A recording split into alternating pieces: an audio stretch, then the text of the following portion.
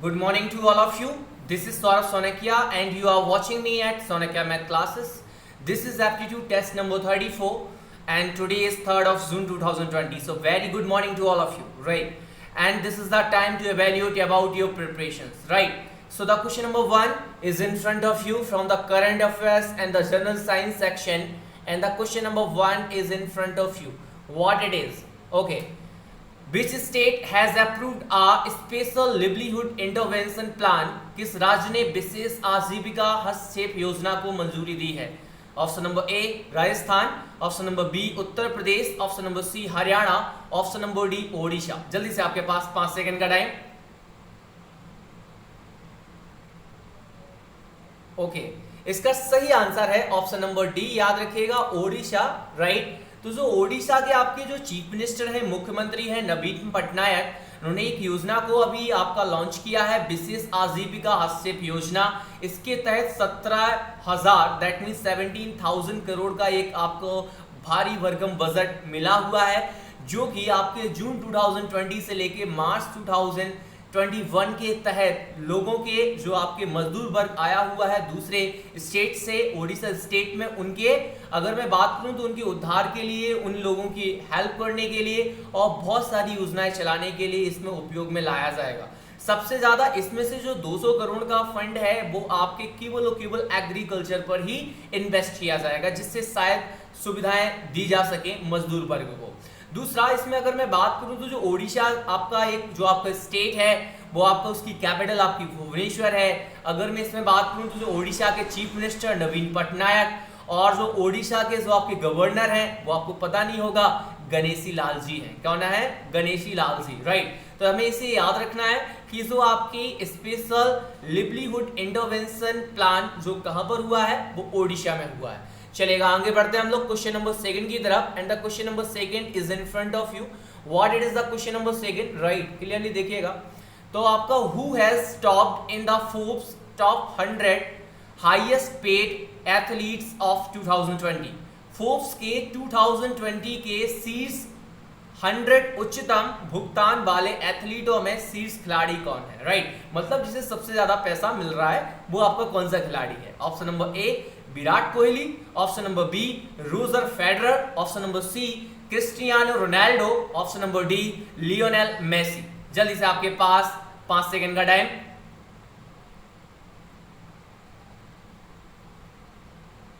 Okay, इसका सही answer मैं आपको बताऊं तो इसका सही आंसर है option number B Roger Federer. आपने सुना होगा, ये टेनिस के बहुत बड़े स्टार हैं, शायद इस वक्त शायद सबसे महान खिलाड़ी। मैं बात करूं तो स्विट्जरलैंड के आपके टेनिस प्लेयर हैं जो इस वक्त 106 मिलियन के साथ में टॉप पर बने हुए हैं। जो फोर्ब्स आपकी एक मैगजीन है जो स्पोर्ट्स के लिए आपका बहुत सारे आपके निकालती है, हर साल इनका एक सर्वे होता है जिसमें टॉप 100 एथलीट्स के बारे में बताया जाता है जिनकी सबसे ज्यादा इनकम है। उसमें अगर मैं बात करूं तो सबसे जो टॉप पर हैं वो आपके रोजर फेडरर हैं। उन्होंने पीछे धकेला है किसको? क्रिस्टियानो रोनाल्डो को, जो कि पिछली साल टॉप पर बने हुए थे।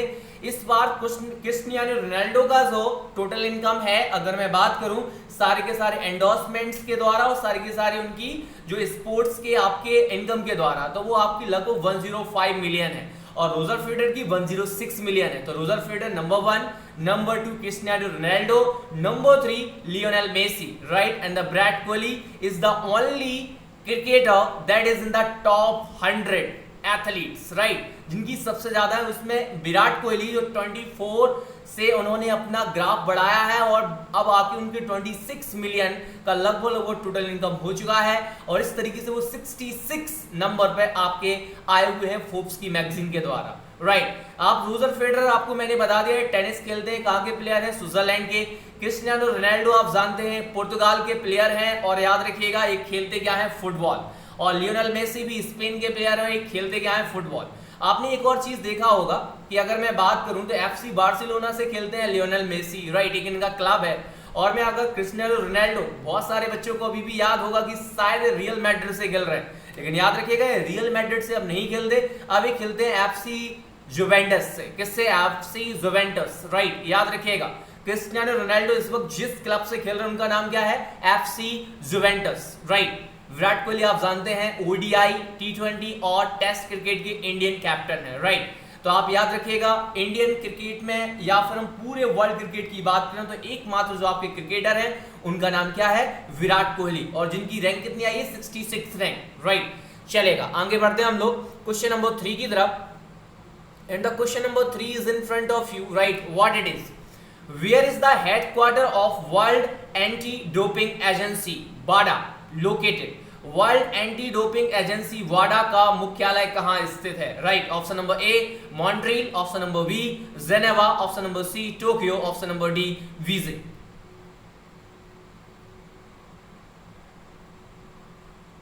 ओके, तो इसका सही आंसर मैं सबसे पहले आपको बता दूं, तो इसका सही आंसर है ऑप्शन नंबर ए मॉन्ट्रियल, राइट। जो आपका, अगर मैं कनाडा का आपका एक सिटी का नाम बताऊं तो क्यूबेक है, क्यूबेक के पास में एक जगह है मॉन्ट्रियल, वहां पर आपका वाडा का हेडक्वार्टर बनाया गया है। वाडा आप लोगों ने बहुत सारी मूवीज में सुना होगा, व्हाट इज वाडा। वाडा क्या करता है, आप याद रखिएगा कि पूरे वर्ल्ड के जितने भी एथलीट हैं उनका एक टेस्ट होता है जिससे कुछ आपकी दवाएं, कुछ ड्रग्स को प्रतिबंधित माना गया है किसी एथलीट को सेवन करने से। अगर आप देखते हैं, अगर वो प्रतिबंधित पाया जाता है, अगर वो दवाओं को लेते हुए पाया जाता है, तो याद रखना वाडा उस पर कुछ ना कुछ 4, 5 साल, 6 साल, 7 साल के लिए उसे बैन भी कर सकती है, यहाँ तक कि पूरे होल लाइफ टाइम के लिए भी उसे बैन कर सकती है। तो इसका जो आपका याद रखना है, वर्ल्ड एंटी डोपिंग एजेंसी का जो हेडक्वार्टर है वो कहाँ है, कनाडा के क्यूबेक के पास में मॉन्ट्रियल। लेकिन कंट्री याद रखेंगे तो कनाडा, और अगर आपका स्टेट याद रखेंगे तो क्यूबेक, और सिटी का नाम है मॉन्ट्रियल, राइट। चलेगा, तो आगे बढ़ते हैं हम लोग नेक्स्ट क्वेश्चन की तरफ। आगे का क्वेश्चन है आपका question number 4 is in front of you and the question is galvanised iron sheets have a coating of, लोहे की चादरों पर किसकी कोटिंग होती है? Option number A lead, option number B chromium, option number C zinc, option number D tin. जल्दी से आपके पास 5 सेकंड का टाइम।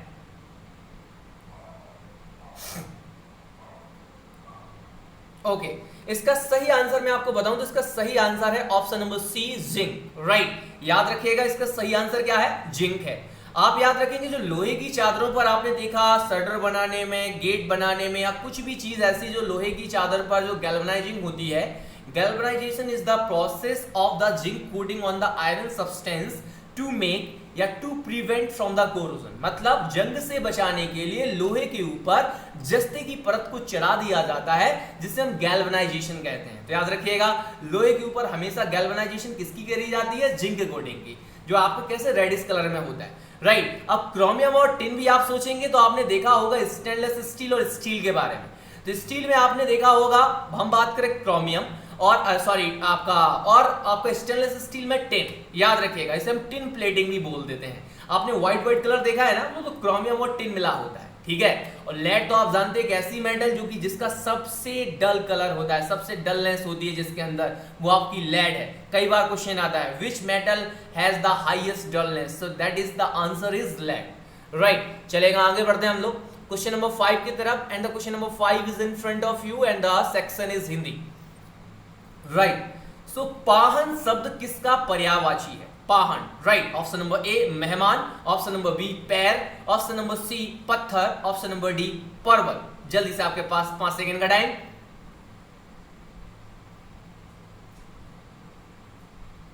ओके, इसका सही आंसर है आपका ऑप्शन नंबर सी पत्थर। याद रखिएगा जो पाहन शब्द पर्यायवाची है वो पत्थर का है। पत्थर के और भी पर्यायवाची है, पाषाण हो गया, प्रस्तर हो गया, सैल हो गया। याद रखिएगा मेहमान, आपका मेहमान का पर्यायवाची पाहन नहीं होता, याद रखिएगा पाहुन होता है, याद रखना है। पत्थर पाहन, क्या पाहन, पाहुन होता है मेहमान का, राइट। और पर्वत के तो हमें पता है गिरी होता है, सैल होता है, राइट। तो आपको ये याद रखना है। पैर का तो आपने देखा पाद होता है, ठीक है। तो आप पत्थर का पर्यायवाची है पाहन। चलेगा, आगे बढ़ते हैं हम लोग क्वेश्चन नंबर 6 की तरफ and the question number 6 is in front of you, what it is. आधी रात का समय के लिए एक शब्द है, राइट, व्हाट इट इज, जल्दी से बताइए। सरवरी, ऑप्शन नंबर बी विभावरी, ऑप्शन नंबर सी निशा, option number D Nishith, right. जल्दी से आपके पास 5 सेकंड का टाइम। ओके, इसका आपने आंसर चूज कर लिया होगा और इसका सही आंसर मैं बताऊं तो ऑप्शन नंबर डी है इसका निशीथ। आधी रात का समय, अगर मैं आपसे बात करूं रात, तो रात का आपका सिनोनियम होता है, पर्यायवाची होता है निशा। सरवरी भी आपका पर्यायवाची है रात्रि का, विभावरी भी आपका एक ऐसा रात होती है जहां पर बहुत सारे तारे टिमटिमा रहे हो, मतलब खुली रात को विभावरी बोलते हैं। मतलब रात के ही पर्यायवाची लिखा हुआ है सरवरी, विभावरी, निशा, राइट। आपने पढ़े हैं यामिनी, राइट, रात्रि, तो ये आपके रात के पर्यायवाची हैं। लेकिन आधी रात का समय जिसके लिए एक उपयुक्त सही शब्द है वो होगा निशीथ, राइट। याद रखना है, क्या रखना है, निशीथ, राइट। चलेगा, आगे बढ़ते हैं हम लोग क्वेश्चन नंबर 7 की तरफ। And the section is English portion, right. Choose the appropriate antonym of zenith, right. Option number A acme, option number B top, option number C nadir, option number D pinnacle. जल्दी से आपके पास 5 second का time.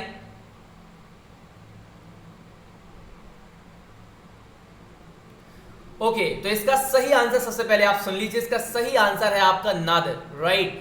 आप समझिएगा zenith का मतलब क्या होता है। जेनिथ का मतलब होता है सबसे उच्चतम बिंदु, राइट। अगर मैं बात करूं पराकाष्ठा, किसी के सबका सबसे ऊपर, टॉप, राइट, टॉप ऑफ। तो अगर मैं बात करूं टॉप मीन्स सबसे ऊपर, सिनोनियम हो रहा है, राइट। एक्मे, एक्मे मीन्स भी से क्या होता है, सर्वोत्तम बिंदु, उच्चतम बिंदु, तो भी आपका सिनोनियम हो रहा है। पिनासल मीन्स होता है चोटी या उच्चतम शिखर, तो ये भी आपका सिनोनियम जा रहा है। नादर, नादर मीन्स होता है अधोतम बिंदु, मतलब सबसे नीचे का पॉइंट। तो याद रखिएगा जेनिथ मीन्स होता है सबसे ऊपर का पॉइंट, और नादर मीन्स होता है सबसे नीचे का पॉइंट, राइट। अगर एक माउंटेन की बात करें तो जो माउंटेन का पीक होगा उसे हम बोलेंगे जेनिथ, और जो माउंटेन का सबसे नीचे का पार्ट होगा उसे हम बोलेंगे नादर, राइट। चलेगा, तो आगे बढ़ते हैं हम लोग नेक्स्ट आपके क्वेश्चन की तरफ। And the question number 8 is in front of you, what it is. Choose the correct spelling, spelling choose करनी है जो सही है इंग्लिश के हिसाब से। Option number A PALET palate, option number B PALET palate, option number C PALATE palate, option number D PELATE pelate. जल्दी से आपके पास 5 सेकंड का टाइम।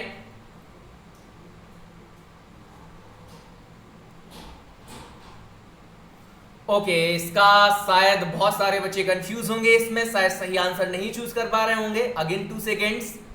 ओके, अभी आपने चूज कर लिया होगा। इसका सही आंसर मैं आपको बताऊं तो option number C palate, PALATE, right. Palate means अगर आपको मैं बताऊं तो इसका शाब्दिक अर्थ होता है स्वाद तालु, राइट। मतलब ये हमारी जो टंग होती है ना, तो टंग का जो ये वाला बिंदु यहाँ पर होता है जो अंदर माउथ के, उसे हम बोलते हैं पैलेट, PALAT, जहां पर हमें स्वाद असली में पता चलता है कि कोई भी चीज कैसे स्वाद की है, खट्टी है, मीठी है, कड़वी है, राइट। उसी से हम पता करते हैं कि द टेस्ट इज बिटर और सार, और अगर हम बात करें स्वीट। तो आपको याद रखना है, और जितनी भी आपकी स्पेलिंग दी गई है PALETE, PALET, PELATE, एक कोई भी इंग्लिश में कोई भी मीनिंग नहीं है, राइट। इसके अलावा अगर मैं आपसे बात करूं तो PALETE पैलेट मीन्स होता है आपका, आपको याद रखना है, आपकी PLAT प्लेट भी आपका एक आपका मीनिंग होता है। लेकिन इनके अलावा अगर मैं एक सही मीनिंग बताऊं, इन चार में से जो है वो आपका PALATE है। और पैलेट मीन्स होता क्या है, याद रखना है हमें, क्या होता है, स्वाद या तालु, राइट। चलेगा, आगे बढ़ते हैं क्वेश्चन नंबर 9 की तरफ। Okay, question number 9 is in front of you, what it is. If one of the side and the diagonal of a rhombus are 5 metres and 8 metres, then find the area of the rhombus. एक समचतुर्भुज की भुजा और एक विकर्ण क्रमशः 5 metre और 8 metre है, समचतुर्भुज का क्षेत्रफल ज्ञात कीजिए, right. And options are, options देख लीजिएगा आप, ऑप्शंस भी मैं बता दे रहा हूं, राइट। तो देखिएगा इसके ऑप्शंस क्या क्या दिए गए हैं। 12 metre square, option number B 24 metre square, option number C 16 metre square, option number D 96 metre square. जल्दी से आपके पास पूरे 30 सेकंड का टाइम।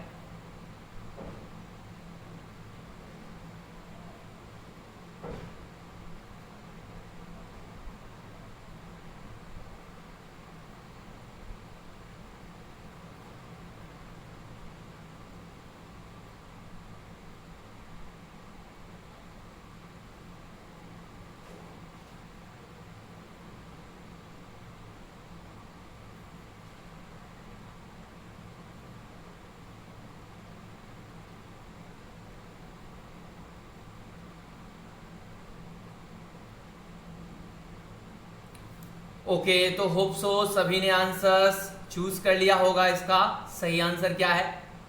ओके, तो सबसे पहले मैं इसका सही आंसर आपको बता दूं, तो इसका सही आंसर है ऑप्शन नंबर बी, राइट। अभी आएगा कैसे, तो आपको कुछ एक थ्योरम याद रखनी पड़ेगी। सबसे पहले क्या थ्योरम याद होती है? अगर एक रोम्बस की बात करें तो in a rhombus the diagonals bisect to one another and at 90 degree. मतलब एक समचतुर्भुज में जो विकर्ण होते हैं वो एक दूसरे को 90 अंश के कोण पर समद्विभाजित करते हैं। समद्विभाजित मतलब एक जो आपका विकर्ण होगा वो दो बराबर भागों में डिवाइड हो जाएगा, दोनों के दोनों जो विकर्ण होते हैं, और जो जहां पर वो कट करते हैं वहां पर हर जगह पर वो कितने कितने का कोण बनाते हैं? 90 अंश का। तो आपको मैं दिखाता हूं किस तरीके से इसको करेंगे। मान लीजिए आपका एक समचतुर्भुज बन गया, राइट। इसका मैंने एक विकर्ण बना दिया, दोनों विकर्ण बना दिए। विकर्ण क्या होते हैं? अपोजिट वर्टिसेस को ज्वाइन करने वाला, मतलब विपरीत शीर्षों को जोड़ने वाला रेखाखंड। देखिएगा, तो आपने देखा एक आपको विकर्ण दिया गया था 8 मीटर, डायगोनल 1 की वैल्यू दी गई थी 8 मीटर। तो आपने पता है अगर ये डायगोनल्स क्या करते हैं? बाइसेक्ट करते हैं। तो अगर मैं मान लूं तो ये आधा वाला पार्ट 4 हो गया, ये वाला भी पार्ट 4 हो गया। एक आपको भुजा दी गई है तो साइड कितनी दी गई है? मान लीजिए हमें कितना दी गई है? 5 हो गया। क्लियर है बात? अच्छा, अब अगर मैं बात करूं तो आपको ये पता है कि जो आपके डायगोनल्स जहां पर बाइसेक्ट करते हैं वो कितने कितने पर करते हैं? 90। तो आपको पता है यहाँ पे हर जगह पे 90 डिग्री का एंगल, कितने का? 90 डिग्री का एंगल बन रहा है। अब आप जानते हैं जैसे ही 90 डिग्री का एंगल बन रहा है, तो अगर मैं यहाँ पे बताऊं तो देख रहे हैं आपको इसको, राइट, ए देख रहे हैं आप, ये क्या है आपका? एक आप ध्यान से देखें तो एक आपका ट्राइंगल बन रहा है, और ट्राइंगल में अगर 90 डिग्री दिया गया हो एक एंगल, तो वो कौन सा होता है? Right angle triangle. और राइट एंगल ट्राइंगल में हमेशा हमें पता है क्या लगाते हैं हम लोग? Pythagoras theorem. ओके, तो आप जानते हैं इसमें जो आपका पाइथागोरस थ्योरम क्या होती है? कर्ण स्क्वायर बराबर लंब स्क्वायर प्लस आधार square, that means hypotenuse square is equal to base square plus altitude square. और कर्ण या हाइपोटेनस कहां होता है? 90 डिग्री के सामने वाली साइड। तो 90 के सामने क्या है? जो भुजा आ रही है। तो आपको पता चल गया, अगर मैं यहां लिख दूं 5 का स्क्वायर इज इक्वल टू, ये तो आपका 4 का स्क्वायर है, और अगर मुझे इसकी वैल्यू निकालनी है तो इसको x मान ले रहे हैं, तो x का स्क्वायर, राइट। तो 5 का हो जाएगा 25 इज इक्वल टू 4 का हो जाएगा 16 प्लस एक्स स्क्वायर। 16 स्क्वायर क्या जाएगा इस साइड? तो 25 minus 16 is equal to x square. तो आप देखें 25 में से 16 जाएगा, कितना बचेगा? 9 is equal to x square. X की वैल्यू कितनी आ गई? ओहो 3 आ गई। अच्छा, तो ए 3 है तो ए वाला पार्ट भी कितना हो जाएगा? 3, क्योंकि आपको पता है क्या होते हैं वो दोनों के दोनों एक दूसरे को क्या करते हैं? बाइसेक्ट करते हैं। तो हमें डायगोनल 1 तो पता है। अच्छा, डायगोनल 2 की वैल्यू हमारे पास में आ गई, 3 और 3 कितना हो गया? 6 मीटर, राइट।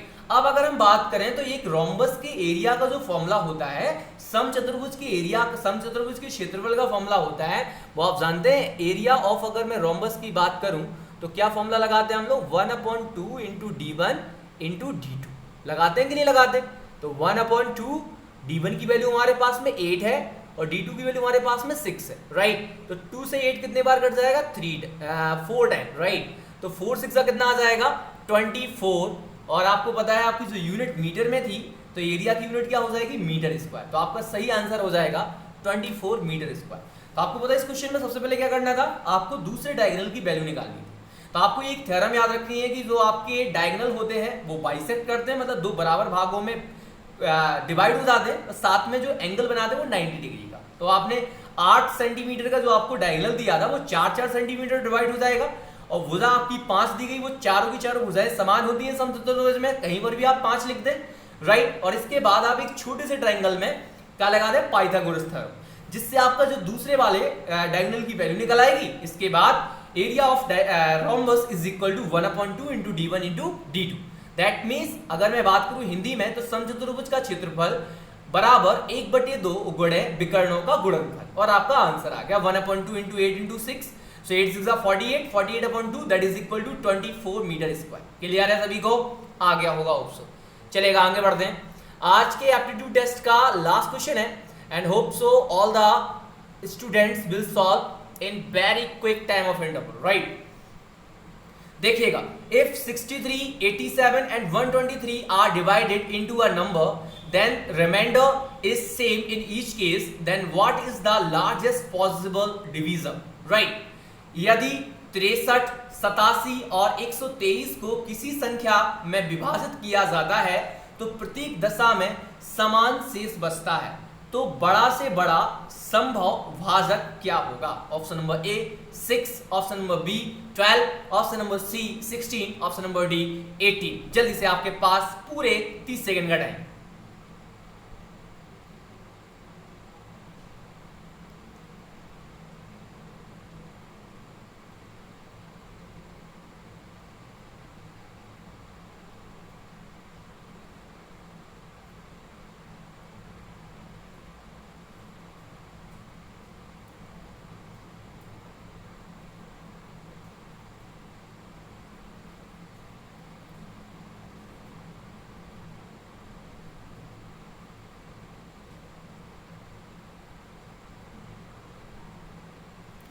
ओके तो आपका यहाँ पर टाइम खत्म हो गया and hope so all the students have solve this numerical and they have the right option and the so now अब मैं आपका सही आंसर सबसे पहले बता रहा हूँ। इसका सही आंसर है बी 12। अभी आता कैसे, तो आपको पता है आपका सबसे पहले जहां पर भी अगर हम मैक्सिमम क्वेश्चंस देखते हैं तो बड़े से बड़ा देखने को मिल जाता है।